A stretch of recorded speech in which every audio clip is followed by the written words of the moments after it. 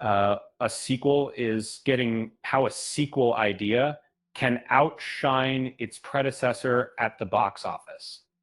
Uh, Over time, before diving into the exciting world of Dandadan Evil Eye, don't forget to subscribe to the channel and hit that like button. The sequel to Dandadan has taken North America by storm. Released on June 6th, it quickly surpassed the opening weekend earnings of the first film, First Encounters, which only made $1 million. In a remarkable twist, Evil Eye raked in an impressive $3 million during its debut weekend. Even though it slipped from the top 10 in its second week, it still managed to earn $644,631, bringing its total to a noteworthy $5 million. While this may seem modest compared to Hollywood blockbusters, considering its budget and the nature of a compilation film, it's a significant achievement. The success of Dandadan Evil Eye highlights the brand's growth since its North American debut on platforms like Netflix, Hulu, and Crunchyroll. By 2024, it has become one of Netflix's most watched anime titles and a major player in the anime franchise landscapes.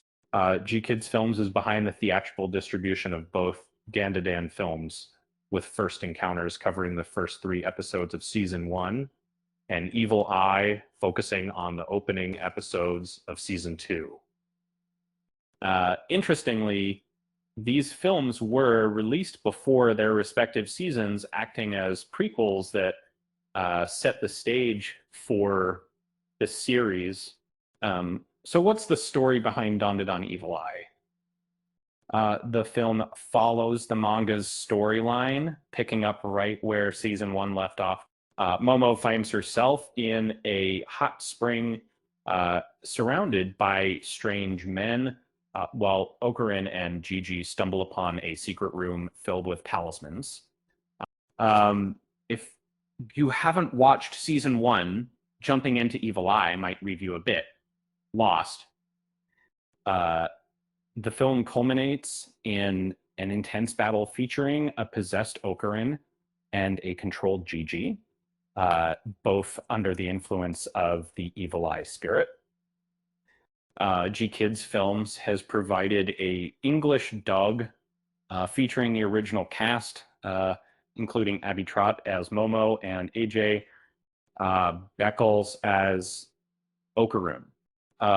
Anime's popularity on streaming platforms has skyrocketed, with 2025 expected to be a landmark year.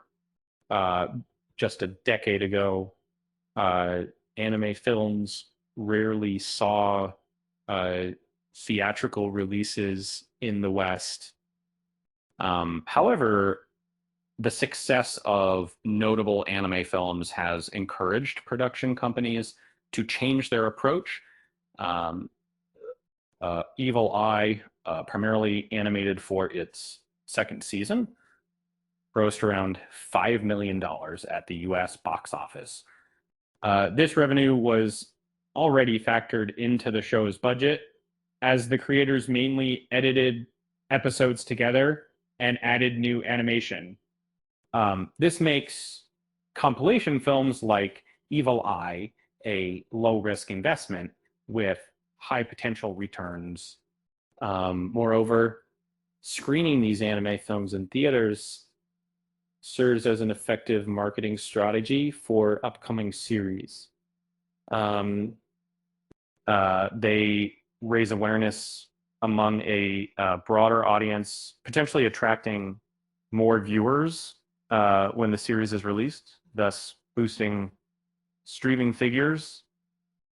It's essential to note that most anime productions don't rely on box office revenue or viewership for income. Instead, they thrive on merchandise sales.